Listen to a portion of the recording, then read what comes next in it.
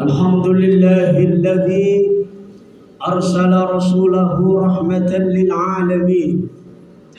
أشهد أن لا إله إلا الله وحده لا شريك له المبين، وأشهد أن محمدا عبده ورسوله صادق الوعد الأمين. اللهم صل وسلم على سيدنا ومولانا محمد خاتم الأنبياء والمرسلين وعلى آله وأصحابه أجمعين. أما بعد، فيا أيها الناس اتقوا الله حق تقاته ولا تموتن إلا وأنتم مسلمون. وقال الله تعالى في كتابه الكريم: أعوذ بالله من الشيطان الرجيم. وكلم الله موسى تكليما. قال رب اشرح لي صدري ويسر لي أمري واحلل عقدة من لساني يفقه قولي. ربنا أتمم لنا نورنا واغفر لنا إنك على كل شيء قدير. ربي يسر ولا تعسر، ربي تمم بالخير. Hadirin ma'asyiral muslimin, sidang salat Jumat yang dimuliakan oleh Allah Subhanahu wa taala. Khatib menghimbau diri khatib pribadi dan umumnya kepada jamaah yang hadir. Mari agar kita senantiasa berusaha dengan sekemampuan dan kekuatan kita untuk selalu meningkatkan kualitas iman dan takwa kita kepada Allah Subhanahu wa taala, dengan menjunjung tinggi segala apa yang diperintahnya dan berusaha menjauhi segala apa yang dilarangnya. Hadirin ma'asyiral muslimin rahimakumullah. Salah satu keistimewaan Nabi Musa adalah dapat berbicara langsung kepada Allah Subhanahu wa taala. Tercantum dalam surat An-Nisa ayat 164. Wa kallamallahu Musa taklima, dan Allah berbicara langsung dengan Nabi Musa. Hadirin ma'asyiral muslimin rahimakumullah. Pada suatu hari Nabi Musa bertanya kepada Allah Subhanahu wa taala, "Ya Allah, siapa di antara hamba-hambamu yang paling baik amalnya?" Lalu Allah Subhanahu wa taala menjawab, "Yang pertama adalah mereka yang ikhlas semata-mata beribadah kepadaku. Yang kedua adalah orang yang banyak bersyukur kepadaku. Dan yang ketiga adalah orang yang paling sabar dalam menerima ujian dariku." Hadirin ma'asyiral muslimin rahimakumullah. Dalam beribadah kepada Allah Subhanahu wa taala, Allah jelaskan dalam surat Al-Bayyinah ayat 5, "Wa ma umiru illa liya'budullaha mukhlishina lahu-d-din." Dan aku tidak perintahkan kepada mereka semua untuk beribadah kepadaku kecuali didasari dengan semata-mata keikhlasan karena agama. Hadirin ma'asyiral muslimin, ibadah yang dilakukan itu tidak dinilai besar dan kecilnya, berat dan ringannya, tapi didasari keikhlasan ataupun tidak.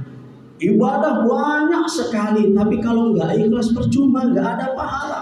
Ibadah sedikit tapi benar-benar ikhlas semata-mata karena Allah, maka itu yang bernilaikan ibadah.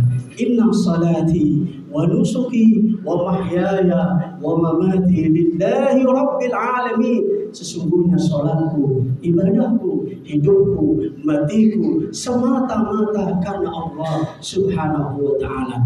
Ayo, ketika kita bersedekah belum ada keikhlasan ada dalam hati kita, hilangkan semua itu. Semata-mata sedekahnya harus ikhlas. Ibadah walaupun berat, tapi kalau ikhlas akan terasa ringan, dan itulah yang akan dinilai oleh Allah Subhanahu wa taala. Lalu yang kedua, siapa lagi? Orang yang beramal yang terbaik. Yang kedua adalah orang yang banyak bersyukur kepada Allah Subhanahu wa taala. Allah singgung kita dalam surat Al-Mulk ayat 21. Qul huwallazi ansha'akum wa ja'ala lakumus sam'a wal absara wal afida qalilan ma tashkurun. Jadi manusia itu cenderung sedikit sekali bersyukur kepada Allah. Bahkan dalam surat Ghafir ayat 61, innallaha lahu fadlin 'alan nasi walakinna aktsaran nasi la yashkurun. Sesungguhnya karunia Allah itu banyak sekali yang diberikan kepada manusia, akan tetapi kebanyakan manusia tidak bersyukur.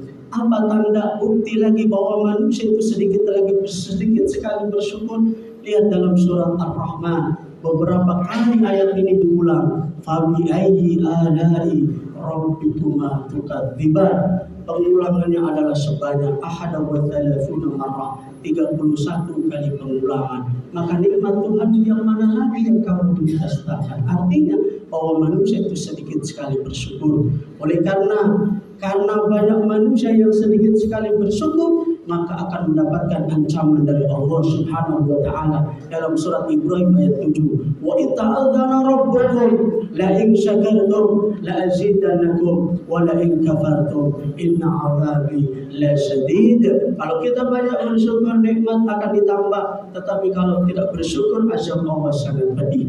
Hadirin ma'asyiral muslimin, tahun 2024 telah kita lewati, tahun 2025 akan kita jalani. Oleh karena itu, tahun kemarin kalau banyak kenikmatan-kenikmatan yang Allah berikan kepada kita, maka banyaklah bersyukur.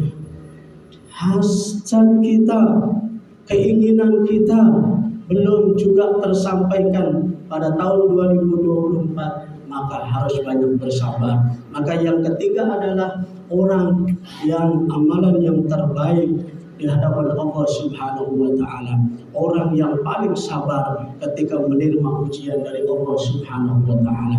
Dalam surat Al-Anbiya ayat 35, wa nabluukum bisyarri wal khairi fitnah wa ilaina turja'un. Kami akan mengujimu dengan kebaikan dan keburukan, semata-mata itu adalah ujian dan akan dikembalikan kepadaku. Artinya apa? Hidup ini penuh dengan ujian kebaikan. Dikasih uang yang banyak itu juga ujian. Apakah uang itu ditasarrufkan dengan baik, dizakati dengan baik, atau diinfakkan dengan baik? Kalau tidak diinfakkan dengan baik, maka itu akan menjadi sebuah keburukan.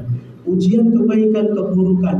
Ada ujian yang ringan, ada yang sedang, ada yang berat. Selama itu kita hadapi dengan semata-mata bahwa itu adalah ujian yang datangnya dari Allah. Alladzi khalaqal mauta wal hayata liyabluwakum ayyukum ahsanu amala. Ujian hidup, kematian, kebaikan, keburukan, itu semuanya ujian dari Allah, dan Allah akan melihat siapa yang terbaik amalnya. Semoga khutbah singkat membawa manfaat. Barakallahu li wa lakum fi kitabihil karim wa nafa'ani wa iyyakum bima fihi minal ayati wa dzikril hakim wa taqabbala minni wa minkum tilawatahu innahu huwal ghafurur rahim. Allah